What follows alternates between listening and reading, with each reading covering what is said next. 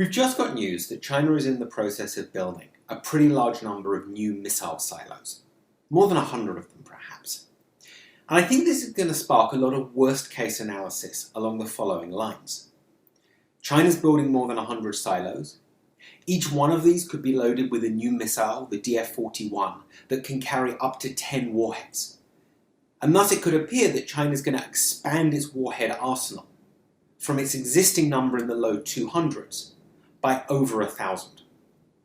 I want to say three things about this. First, beware of this kind of worst-case analysis. I think there's lots of reasons to question whether China's really about to expand its nuclear arsenal this rapidly, though surely it is expanding it a bit.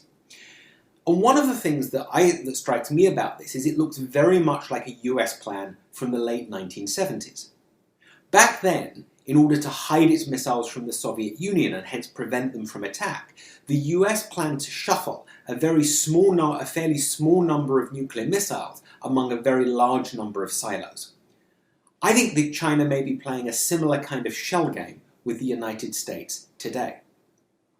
Secondly, understand that to a large extent, China's nuclear modernization program may be motivated by concern about the United States. China's been quite open that it worries that the US might attack its nuclear forces preemptively in a conflict. And then if China tries to fire a small number of surviving weapons in retaliation, it worries that the US will mop those up with ballistic missile defenses.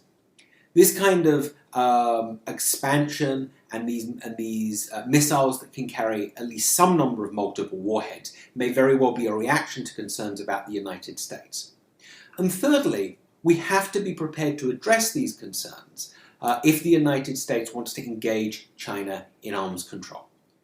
The kind of idea that I think is worth exploring is a quid pro quo, by which the US agrees to limit its missile defenses, for example, by agreeing not to develop or deploy missile defenses in space, in return for China agreeing not to produce any more nuclear material with which it could augment its arsenal.